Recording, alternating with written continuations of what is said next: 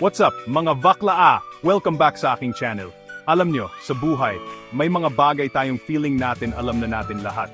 Akala natin, expert na tayo. Pero minsan, isang simpleng usapan lang, isang chika lang with friends, biglang boom, may bago kang matututunan. At yan mismo ang nangyari sa akin. Nagkaroon kami ng isang very candid na chikahan tungkol sa isang bagay na kinakatakutan ng marami sa atin. Ang dentista, at ang lahat ng eme-eme na kasama niyan, lalo na ang pasta at floss. Akala ko simpleng kwentuhan lang, pero Diyos ko, ang dami kong napulot na life lessons. Parang hindi lang ngipin ang nalinis, pati kaluluwa ko charot. Yung usapan na yon mga sis, parang teleserye. May takot, may kaba, may pag-aalinlangan, pero sa huli, may aral. Sino ba namang di matatakot sa tunog ng drill, di ba? O sa thought na may bubungkalin sa ngipin mo? Pero na-realize ko, ang dami pala nating maling akala at takot na pwede namang mawala kung may tamang kaalaman lang tayo. Kaya naman naisip ko, wait lang, dapat i-share ko to sa mga unkabogable subscribers ko. Dahil ang aral na para sa isa, dapat para sa lahat. Hindi pwedeng ako lang ang na-enlighten, dapat kayo rin. Kaya ihanda nyo na ang inyong mga isipan at mga puso, dahil bubusisiin natin ang bawat detalye. Kaya sa video na to mga beshi, pag-uusapan natin ang mga realizations na ito. Hindi lang ito tungkol sa pagsisipilyo o pagpunta sa dentista. Ito ay tungkol sa pagharap sa takot, pag-intindi sa mga proseso, at pagtanggap ng responsibilidad para sa sarili nating kalusugan. Get ready, dahil baka pagkatapos nito, magpa-schedule na kayo agad sa dentista niyo with full confidence.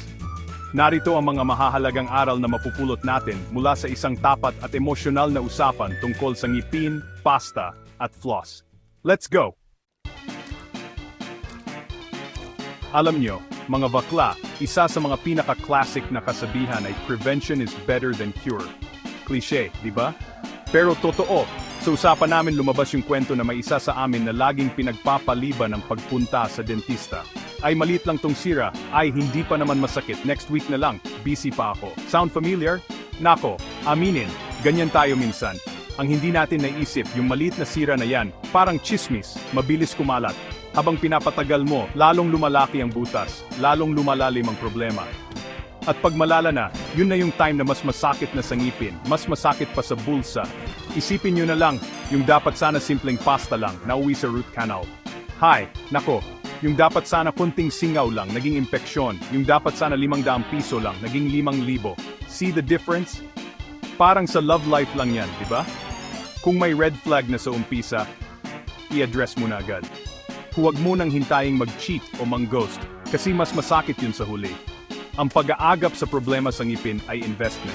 Investment sa kalusugan mo, sa itsura mo, at sa peace of mind mo.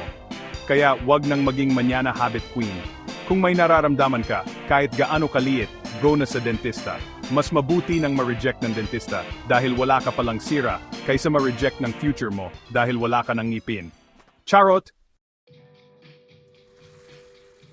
Ngayon, pag-usapan natin ang isang maliit na bagay na madalas nating kinalilimutan o aminin natin tinatamad gawin ang pagfa-floss. Sa tsikahan namin, may umamin, ay, hindi ako nagpa-floss, sipilyo lang sapat na. Tapos biglang may sumagot, te, yung sipilyo parang pagwawalis lang yan sa sahig. Yung floss, yun yung pag-scrub sa mga singit-singit na hindi abot ng walis. At boom, nag-slow clap ang lahat. Ang ganda ng analogy, di ba? Kasi totoo naman, yung mga pagkain na sumisingit sa pagitan ng ngipin natin, yung mga kalaban na tago, hindi yan kaya ng powers ng toothbrush alone. Kailangan nila ng special weapon, at yan ang dental floss. Isipin mo, ilang segundo lang yan sa buong araw mo. Pero yung ilang segundo na yon, yun ang magliligtas sa'yo sa bad breath, sa pamamaga ng gilagid, at sa mga cavity na nabubuo sa mga gilid ng ngipin. It's a small act of self-care na may napakalaking epekto. Parang pag-text lang sa jowa mo ng good morning o I love you. Maliit na bagay pero napapanatag ang relasyon nyo. Ang pag-floss araw-araw ay pagpapakita ng pagmamahal sa sarili mo, sa ngipin mo. Kaya wag tamarin mga besh, gawin itong habit. Isama sa daily routine. Promise, your gums and your future self will thank you for it. Isa sa mga pinakamalaking source ng takot natin sa dentista ay yung unknown. Yung hindi natin alam kung anong gagawin sa atin. Nakaupo ka lang doon, nakanganga, tapos may mga bakal na ipinapasok sa bibig mo. Nakakapraning, di ba? Parang nasa horror movie ka lang na ikaw yung bida na hindi makasigaw. Sa usapan namin, may nag-share na sobrang takot daw siya sa pasta. Ang nasa isip niya, bubutasin yung ngipin niya hanggang sa buto, parang nagmimina ng ginto. Ang lala ng imagination. Pero nung ipinaliwanag sa kanya ng dentista yung step-by-step process, biglang nagbago ang lahat. Nalaman niya na lilinisin lang pala yung sira na may anesthesia naman para hindi masakit, at na yung pasta o filling ay para protektahan yung ngipin. Nung naintindihan niya yung why at how, nabawasan yung kaba niya. From 100% takot, naging 50% na lang. Yung the more you know, the less you fear. Ganyan din sa buhay. Kung takot kang mag-invest, aralin mo muna kung paano. Kung takot kang mag-move on, intindihin mo muna kung bakit kailangan. Ang kaalaman ay sandata laban sa takot. Kaya sa susunod na nasa dental chair ka, huwag kang mahiya magtanong. Doc, ano po yan? Doc, para saan po yan? Masakit po ba yan? The more you understand, the more you feel in control. Ito, isa pang bonggang aral na natutunan ko. So 'di ba sabi natin, maganda ang pag-floss. Healthy. Dapat gawin. Pero may isang friend na nagkwento, bagong pasta daw yung ngipin niya. So to be a good girl, pag uwi niya, kumuha agad siya ng floss at todo bigay sa pag-floss doon sa area ng bagong pasta. Ang ending? Ayun, natanggal yung kapapalit lang na pasta. Sayang ang effort, sayang ang pera. Doon namin na-realize na may tamang panahon para sa lahat ng bagay. Hindi porket mabuti ang isang bagay, dapat gawin mo na agad-agad without thinking. Kailangan mong makinig sa instruction ng expert, in this case, ng dentista. Kung sinabi niyang, huwag munang kumain ng matigas for 24 hours, sundin mo. Kung sinabi niyang be gentle sa area na yan for a few days, sundin mo. Parang sa pag-apply ng skincare, di ba? Hindi mo pwedeng pagsabay-sabayin ang lahat ng active ingredients sa isang gabi. Baka masira ang skin barrier mo. Imbes na gumanda, may proseso, may curing time, may healing period. Kailangan ng pasensya. Ang aral dito ay yung kahalagahan ng pagsunod sa tamang timing at instructions. Ang sobrang bibo, minsan nakakasama. Learn to wait, learn to listen. Patience is a virtue, kahit sa dental care. Connected sa chapter kanina, about understanding the process, ito naman ay tungkol sa power ng communication.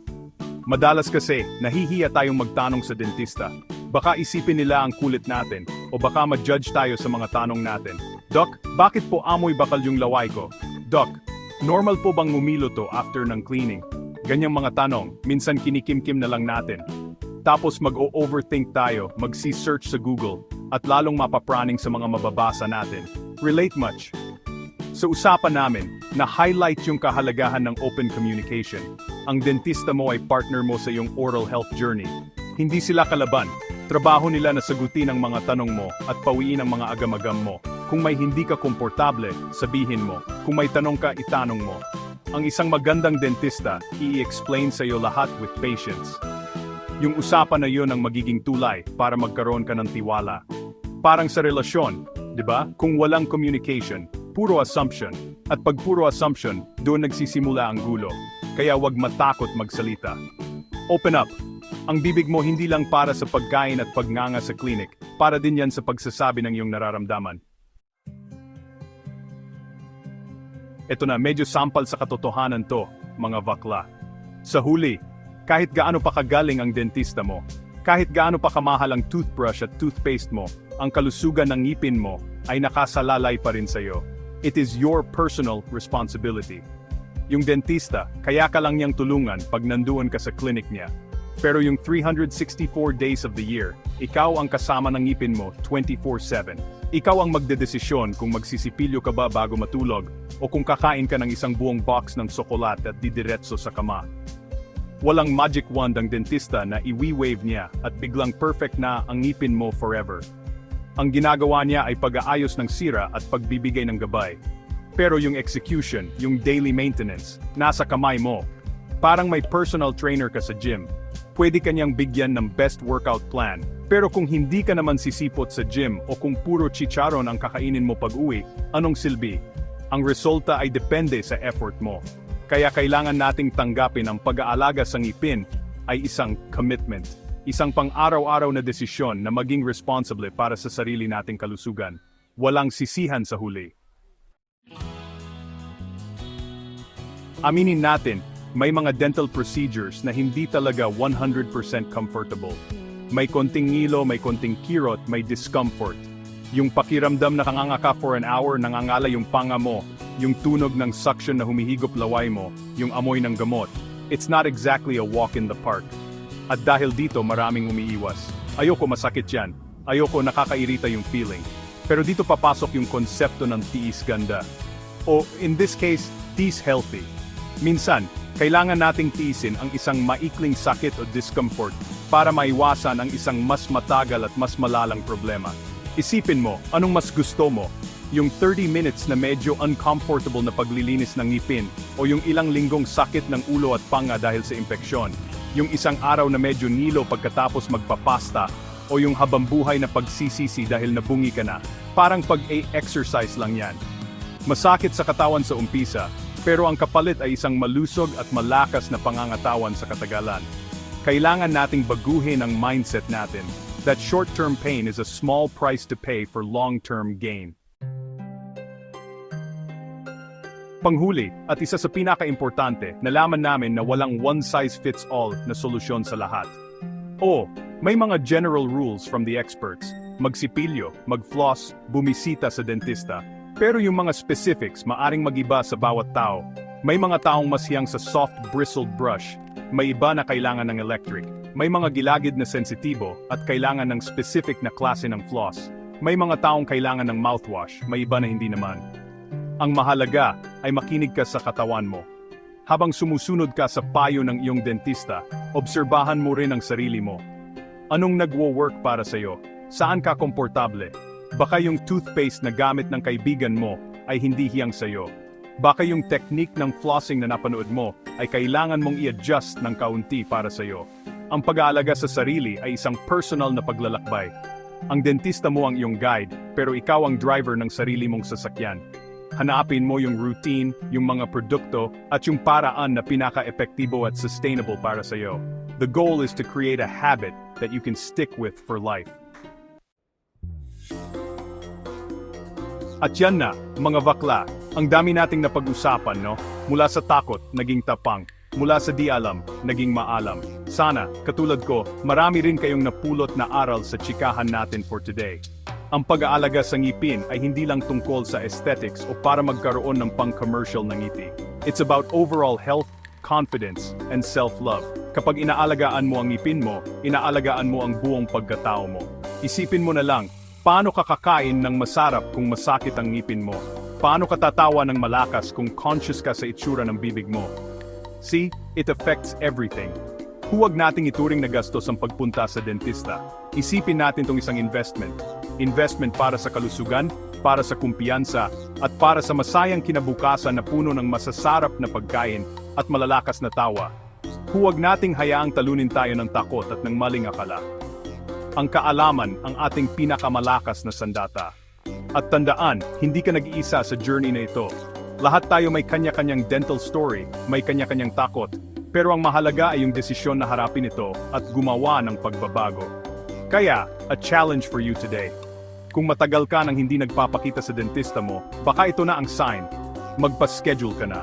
Tandaan, ang pag-aalaga sa ngipin ay pag-aalaga rin sa sarili. Huwag matakot magtanong, mag-ingat, at maging responsable. Hanggang sa susunod na aral. Muah muah, chup chup. Don't forget to like, share, and subscribe. Bye mga bakla.